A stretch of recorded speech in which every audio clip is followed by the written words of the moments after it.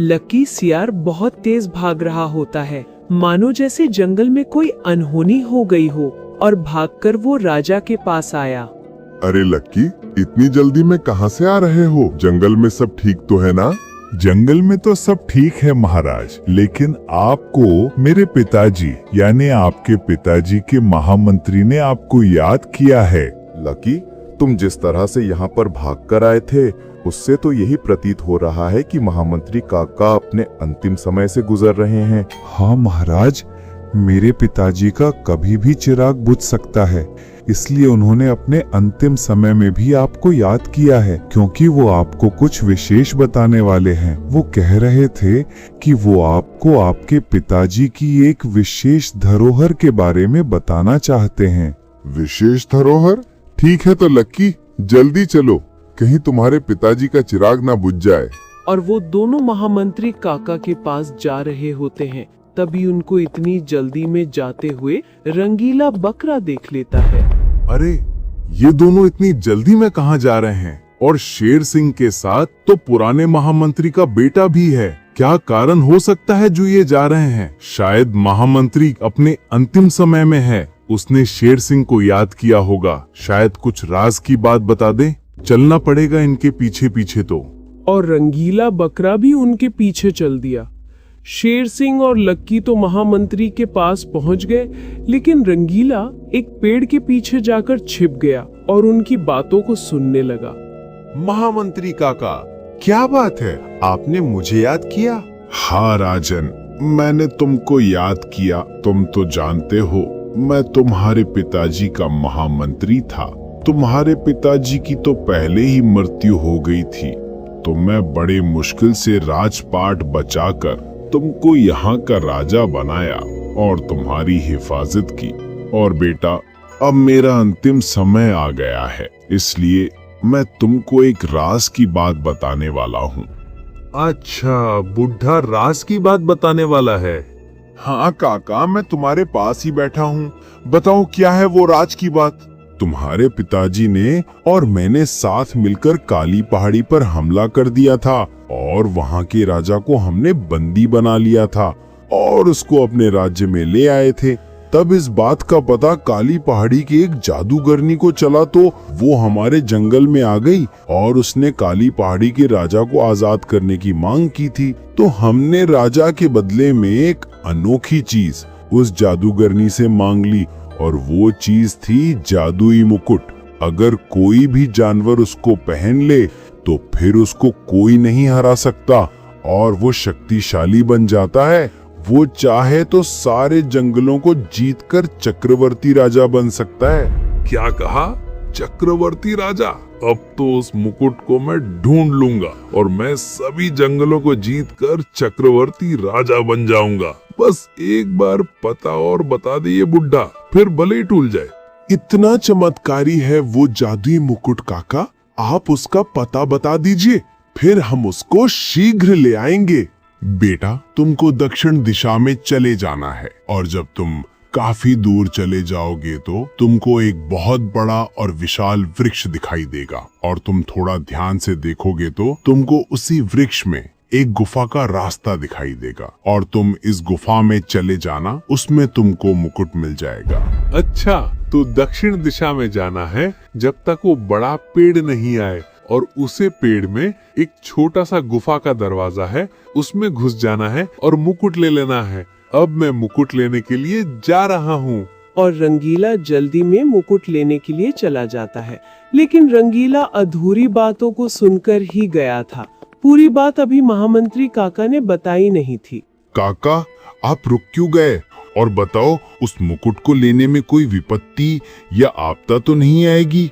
वो बेटा, मुझको नींद की झपकी आ गई थी।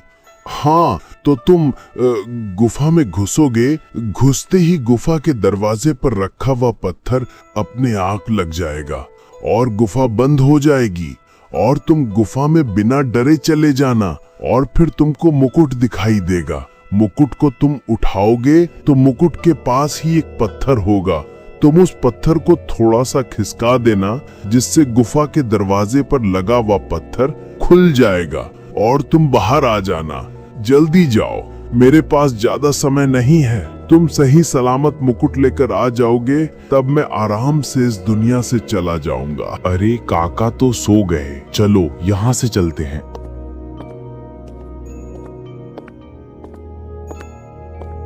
महामंत्री, हमको ऐसा क्यों लग रहा है कि शायद हमारे अलावा ये बातें किसी और ने भी सुनी है। हमको शक सा हो रहा है।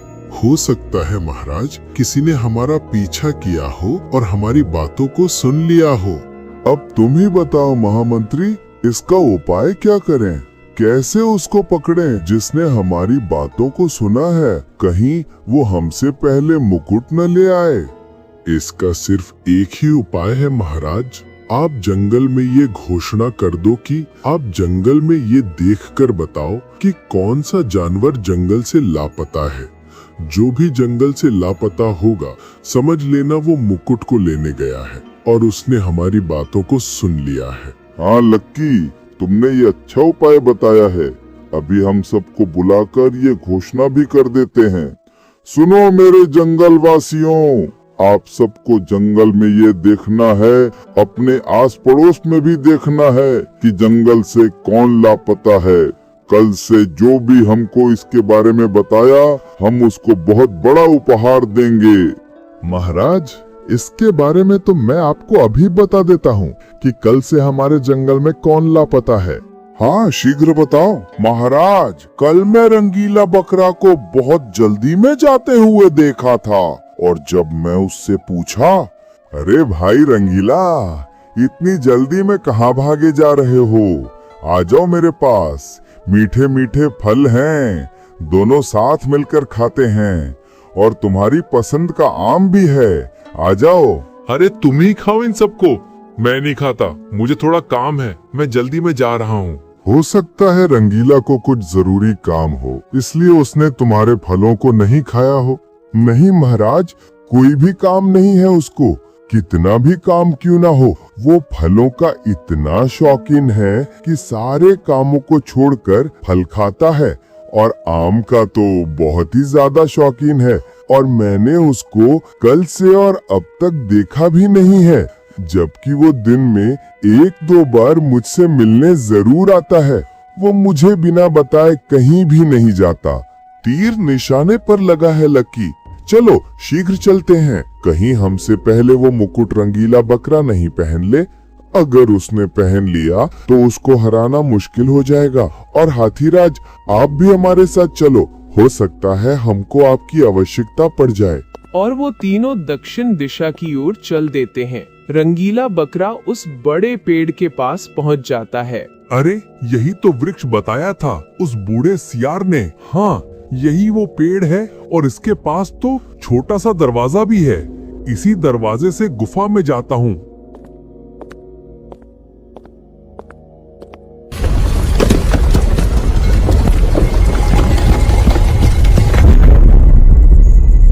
अरे बाप रे, ये दरवाजा कैसे बंद हो गया? अब मैं बाहर कैसे जाऊंगा? कोई नहीं, पहले उस मुकुट को चलकर देखता हूँ। रंगीला बकरा गुफा में इधर उधर चला तो उसको एक चमचमाता मुकुट और उसके साथ कुछ खजाना भी दिखाई दिया। अरे बाप रे, कितना खूबसूरत मुकुट है और इसके साथ तो बहुत सारा खजाना भी है। अब तो मैं जंगल का सबसे अमीर जानवर बन जाऊंगा और राजा की संपत्ति से भी कई गुना संपत्ति मेरे पास होगी। राजा भी मेरे सामने भिखारी नजर आएगा। अरे लक्की, हम अपनी मंजिल से अब थोड़ी दूरी पर हैं। वो देखो, सामने बड़ा पेड़ दिख रहा है और मुझे यहीं से उस पेड़ में एक छोटा सा दरवाजा भी दिख रहा है जो उस गुफा का लगता है। यही वो पेड़ है, चलो। अरे ये क्या मुसीबत आ गई? ये दरवाजा कैसे खुलेगा? मुझे तो कुछ समझ में नहीं आ रहा और मुझे बहुत तेज प्यास और भूख भी लग रही है। कहीं ऐसा ना हो मैं यहीं पर मर जाऊं, फिर ना ये खजाना मेरे काम का और ना ये मुकुट। और वो उस पेड़ के पास पहुंच गए। उनको गुफा के दरवाजे पर पत्थर लगा दिखाई दिया। महाराज, इस गुफा पर तो पत्थर लगा हुआ है। पिताजी ने तो कहा था इस गुफा का दरवाजा खुला मिलेगा। और तुम्हारे पिताजी ने एक बात और कही थी कि गुफा का दरवाजा खुला मिलेगा, लेकिन तुम उसमें जैसे ही घुसोगे तो वो दरवाजा बंद हो जाएगा और अंदर मुकुट के पास एक पत्थर होगा। उस पत्थर को खिसकाने से ये दरवाजा खुल जाएगा। मुझे ऐसा लग रहा है कि इस दरवाजे से कोई गुफा में अंदर गया है, तभी ये दरवाजा बंद हुआ है। महाराज, अवश्य इस गुफा के अंदर रंगीला होगा। खैर, जो भी होगा उसने जरूर हमारी आधी बातों को सुना होगा। अगर वो पूरी बातें सुनता तो गुफा से अब तक निकल चुका होता। हाथी राजा, आप इस पत्थर को अपने बलशाली शरीर से एक तरफ फेंक दो और हमारे लिए अंदर जाने का रास्ता बनाओ।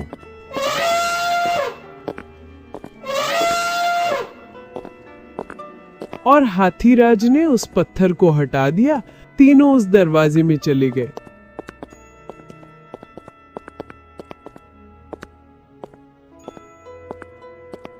अंदर रंगीला बकरा को देखा। देखकर वो तीनों चौंक गए। रंगीला बकरा, तुम यहाँ पर क्या कर रहे हो? महाराज, वो मैं इधर कैसे? महाराज, वो मैं ज्यादा मैं मत कर, वरना तुझे यहीं पर मार देंगे। महाराज, इसके पास मुकुट भी रखा है और खजाना भी है। इससे ये सब ले लो और शीघ्र यहाँ से निकल चलो। इसको जंगल में जाकर ही दंडित करेंगे। हाँ तो रंगीला, अब बता, तूने हमारी बातों को सुना और फिर तूने चुपचाप उस खजाने और मुकुट को हासिल करने के बारे में सोचा। इसके लिए तुझको क्या सजा दी जाए? रंगीला, तुझको थोड़ी बहुत शर्म भी आती है या नहीं? तू इसी जंगल में रहता है, इसी जंगल का खाता है और इसी जंगल के महाराज के साथ तू गद्दारी करता है। और तुझे तो पता है हमारे जंगल में गद्दारों के लिए कितना कड़ा शासन है। महाराज, हमारे जंगल के लिए अच्छा यही होगा कि इस गद्दार को जंगल से बाहर निकाल दिया जाए। हाँ, तुम ठीक कहते हो महामंत्री। रंगीला बकरा, अगर अपनी जान की सलामती चाहते हो तो शीघ्र हमारे जंगल से चले जाओ, वरना हम तुमको ऐसे फाड़ देंगे जैसे बच्चे फेल होने के बाद पेपर फाड़ देते हैं। दफा हो जाओ।